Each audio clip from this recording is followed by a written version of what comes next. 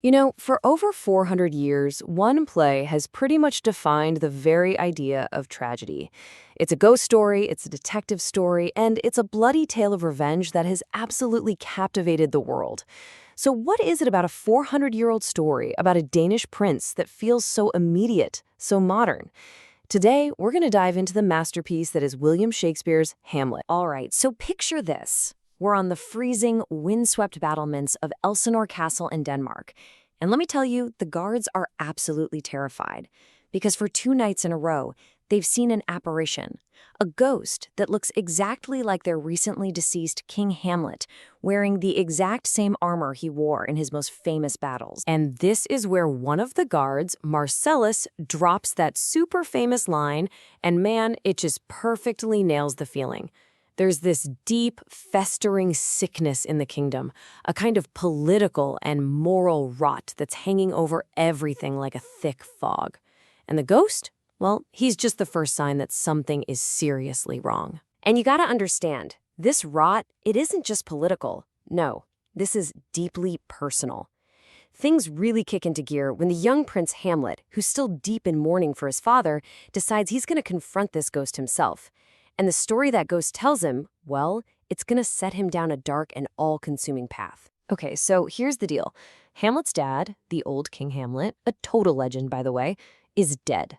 But it feels like before anyone's even had a chance to properly grieve, Hamlet's uncle, Claudius, has not only grabbed the throne, but has also married Hamlet's own mother, Queen Gertrude. The whole thing happened so fast, it's more than a little suspicious, right? So when Hamlet finally comes face to face with this ghost, it tells him a story that completely flips the script. See, the official story was, oh, he got bit by a snake in the garden. But the ghost lays out the chilling, horrible truth. He was murdered in his sleep. Poison was poured into his ear by the very man who now wears his crown and sleeps with his wife, his own brother, Claudius. So you can imagine this changes everything. All that grief Hamlet was feeling, it just morphs into this burning, fiery need for justice.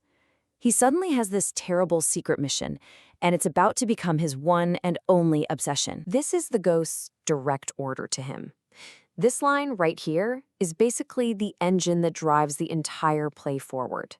Hamlet is now bound by duty, by love, to avenge his father. But think about it. How on earth is a prince supposed to prove that a sitting king is a murderer? Hamlet's answer is to stage a performance, a really dangerous one. He decides he's going to put on what he calls an antic disposition. Basically, he's going to pretend to be completely, utterly insane.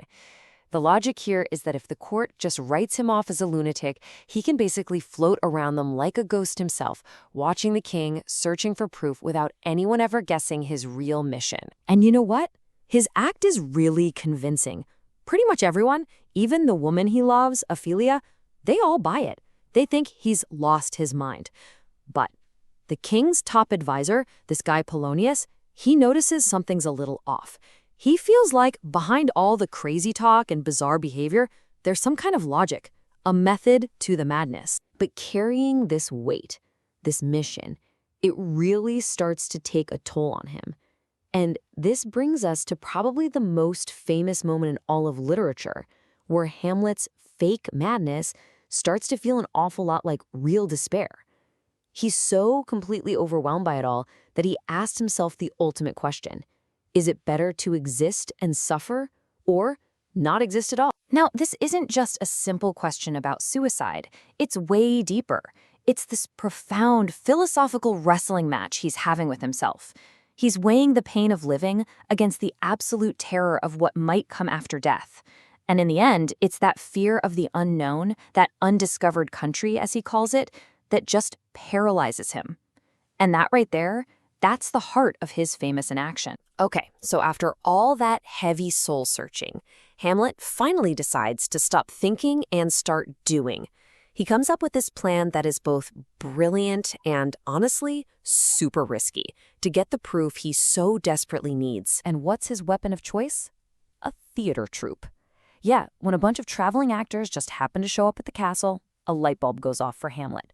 He realizes, hey, I can't just point a finger at the king, but maybe art, maybe a play can lure the truth out into the open. He calls the whole scheme the mousetrap, and the genius of it is just how simple it is. He gets the actors to put on a play for the entire court. But here's the twist. Hamlet has written a new scene himself, a scene that reenacts the murder just like the ghost told him. The stage is basically his little experiment, and Claudius's reaction? That's the only data he needs. And oh boy, does it work. The second the actor on stage mimics the murder, pouring poison into the ear of the player king, Claudius just loses it. He leaps to his feet, starts screaming for light, and storms out of the hall. Bam. In that one moment, his guilt is on full display for Hamlet to see. The mousetrap just snaps shut. But this huge win for Hamlet is also what sends the whole story spiraling into tragedy. So right after the play, Hamlet goes to confront his mother, Gertrude. He hears a noise behind a tapestry, and thinking it's Claudius spying on them, he just whips out his sword and stabs right through it. But it's not the king. It's that nosy advisor, Polonius. And that mistake, that is the absolute point of no return. Killing Polonius, even by accident, is like knocking over the first domino. It sets off this horrific chain reaction of death and disaster that's going to take down the entire Danish court. And the fallout is just immediate and catastrophic. First, the murder sends Polonius's daughter, Ophelia, into this heartbreaking spiral of madness, and she ends up drowning. That, in turn, brings her brother Laertes storming back from France, breathing fire and wanting revenge for his father and his sister. And of course, Claudius, who is a master manipulator, sees his chance. He points all of Laertes' rage right at Hamlet. Okay, the final scene, it's just a masterclass in complete and total devastation. The plan is a rigged fencing match, but it goes wrong in almost every way imaginable. Queen Gertrude accidentally drinks a cup of poisoned wine that was meant for Hamlet. Laertes manages to wound Hamlet with a poisoned sword, but then in the scuffle, they swap swords. Now Hamlet has the poisoned blade, and he wounds Laertes back. As he's dying, Laertes confesses the whole plot, and with his last ounces of strength, Hamlet finally gets his revenge, forcing the poison down the king's throat before he collapses and dies himself. And then, silence. The stage is just littered with bodies. The entire royal family is gone. So after all that carnage, you have to ask, why? Why are we still obsessed with this story?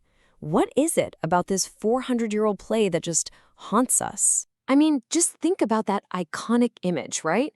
Hamlet, holding the skull of Yorick, who was the court jester when he was a kid. And this scene, it's not really just about death.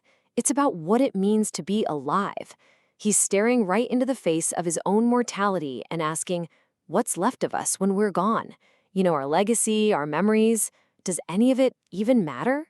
And I think that's the secret. That's why this play has lasted for so long. It doesn't hand us easy answers. Instead, it hits us with these huge, inescapable questions. Is revenge ever really right? What's the difference between how things seem and how they really are? Where's the line between sanity and madness? See? These are our questions, not just some Danish princes from 400 years ago. So in the end, after all the ghosts and plots and death, we're just left with him, Hamlet. So who is he? A noble hero? A cold-blooded killer? A brilliant mind just trapped by his own thoughts? There's no easy answer. There's no one label that fits. And that mystery, that incredible, haunting complexity, that's why, even after 4 centuries, we're all still trying to figure out who Hamlet really is.